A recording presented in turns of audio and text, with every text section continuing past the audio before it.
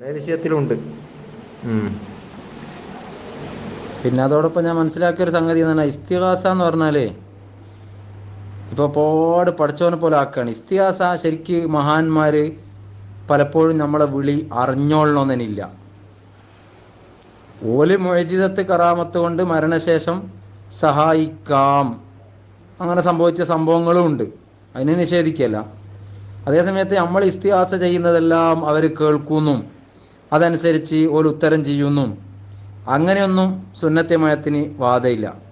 നമ്മൾ വിളിക്കുന്ന എല്ലാ വിളികളും മഹാന്മാർ കേട്ടിരിക്കും, അവരുത്തരം ചെയ്യും, അങ്ങനെ വിചാരിച്ചിട്ട് എല്ലാം വിളിക്കുകയും ചെയ്യുന്നത്.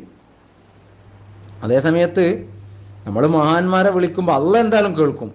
അപ്പോൾ അള്ളാഹ് എൻ്റെ ഇഷ്ടപ്പെട്ട ആളെയാണല്ലോ വിളിക്കുന്നത് എന്ന നിലക്ക് അള്ളാഹ് നമ്മളെ സഹായിക്കും. അത് മഹാന്മാരെ ചിലപ്പോൾ അറിയുന്നില്ല.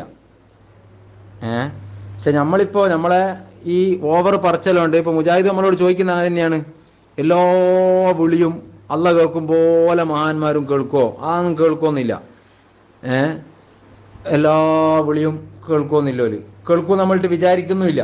ഇതെല്ലാം പറഞ്ഞാൽ ചിലപ്പം ഞാൻ മുജാഹിദായിപ്പോൾ നമുക്കൊരു പേടിയുണ്ട്, എന്നാൽ പറയാം. എന്തായാലും എല്ലാ വിളിയും മഹാന്മാർ അള്ളാഹ് കേൾക്കും പോലെ ഇങ്ങനെ എല്ലാവരും കേൾക്കേ. അതുപോലെ വിളിക്കുമ്പോൾ ഒക്കെ ഒരു മുഅ്ജിസത്തുകൊണ്ട് ഖത്തഖഉ ബിഖ്തിയാരിഹി എന്ന ഇമാമിങ്ങളെ പ്രയോഗം തന്നെ. ഖത്തഖഉ ചിലപ്പോൾ അവരുടെ മുഅ്ജിസത്ത് കറാമത്ത് തന്നെ അള്ളാഹുവിൻ്റെ ഉദ്ദേശപ്രകാരം ഇഖ്തിയാർ തന്നെ അതിൽ ഇല്ല എന്ന് പറഞ്ഞാലുണ്ട്, ഏതായാലും ഉണ്ട് എന്നുള്ളതാണ് മുഅ്തമദ്.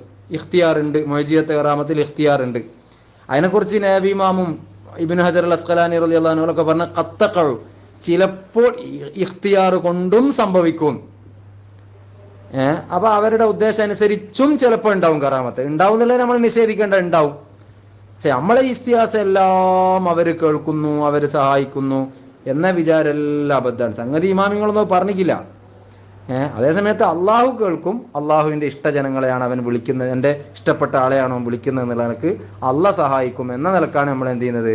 അതുപോലെ അത് അവരോടുള്ള ഒരു തഅലീമിൻ്റെ ഭാഗവും കൂടിയാണ് നമ്മൾ അവരെ വിളിക്കുക എന്നുള്ളത്. ഒരു തഅലീമാണത്. മഹാന്മാരെ ആദരിച്ചു എന്നുള്ള നിലക്ക് അള്ളാഹു തആല തരികയാണ്.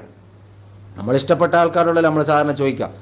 അപ്പോൾ അതുകൊണ്ടാണ് ഇബ്നു തൈമിയ ഇസ്തിഗാസനെ എതിർത്തപ്പോൾ ഇസ്ലാമിൽ നിന്ന് തന്നെ പുറത്തു വന്ന കോലത്തിലായിപ്പോയി എന്നൊക്കെ പറയാൻ കാരണം ആ മഹാന്മാരെ ആദരിക്കുന്നതിനെതിരായതുകൊണ്ടാണ്. അപ്പോൾ ഒരു ആദരവ് ആണത്. ഇതിങ്ങനെ അതിൽ നിന്നൊക്കെ മൊത്തത്തിൽ എന്ത് ചെയ്തു, ഈ ഇസ്തിഗാസയുടെ ആൾക്കാർ ഓവറാക്കിയിട്ട് പിടുത്തം വിട്ടു എന്ന് തോന്നിയോണ്ട് അതും കൂടി കൂട്ടിച്ചേർത്താണ് എതിരഭിപ്രായൻ്റെ പറയാം. എല്ലാ വിളിയും ആര് എവിടെ നിന്ന് എങ്ങനെ വിളിച്ചാലും മഹാന്മാർ അള്ളാഹ് കേൾക്കും പോലെ കേൾക്കും എന്നൊക്കെ ആയിരിക്കും അഭിപ്രായം ഉണ്ടെങ്കിൽ നമുക്ക് ചർച്ച ചെയ്യാം.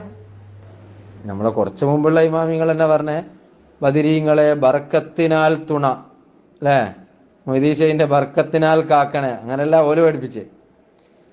ഇസ്തിഗാസ തന്നെ തവസ്സുലാണ് ശരിക്ക് ഇമാമിങ്ങൾ പഠിപ്പിച്ചതിലുള്ളത് തന്നെ. ഇസ്തിഗാസ എന്നുള്ളത് തന്നെ വളരെ കുറവാണ്. തവസ്സുലാണ് ശരിക്കും എല്ലാത്തിലും ഉള്ളതും. എല്ലാവരും മുൻഗാമികളൊക്കെ പഠിപ്പിച്ചോ. പിന്നെ ഇസ്തിഗാസ ശിർക്കാണെന്നൊന്നും പറഞ്ഞുകൂടാ. ഇതിപ്പോൾ പഠിച്ചവനോട് ആർക്കും ഒന്നും ബാക്കിയില്ല, എല്ലാം ആയിക്കി. ഏതായാലും ഞാൻ കണ്ടപ്പോൾ എൻ്റെ ഒരു ഉത്തരവാദിത്തം എന്നുള്ള ആൾക്ക് പറഞ്ഞതാ. ഇനി ഓരോരുത്തർക്ക് സൗകര്യം പോലെ ചെയ്യാലോ. നമ്മളെ ഉലമാ ഗ്രൂപ്പാന്നല്ലോ. അതന്നെ എന്ത് ചെയ്താലും ന്യായീകരിക്കും. ഇവിടെ ആളുള്ളതുകൊണ്ട് ആർക്കും ഒരു പേടിയില്ല, എന്തും ചെയ്യാം. ദീനി കിതാബിലുള്ളത് മുൻഗാമികളായ ഇമാമിങ്ങൾ പഠിപ്പിച്ചെല്ലാം പോയിക്ക്. ഇങ്ങനെ ഏതെങ്കിലും ഇമാമിങ്ങൾ പഠിപ്പിച്ചിക്കോ, ഇത്രക്കാരോ ഇസ്തിഗാസ പഠിപ്പിച്ചിക്കോ? ഒരു മാന്യമായ ഇസ്തിഗാസ എന്ന വസ്തുവല്ലോ. ഇത് അള്ളാഹിനോട് ചോദിക്കുമ്പോൾ എല്ലാ സംഗതി ഒന്നായിട്ട് ഇങ്ങനെ ഒരു നമ്മുടെ മുൻഗാമികളായ ഇമാമിങ്ങൾ അയിമ്മത്ത് പഠിപ്പിച്ചിക്കോ? അതിൽ നിന്നെല്ലാം പിടുത്തം വിട്ടേക്ക്. എന്ത് ചെയ്താലും ന്യായീകരിക്കുവാൻ ആളും ഉണ്ട്, നല്ല സുഖമായിപ്പോ.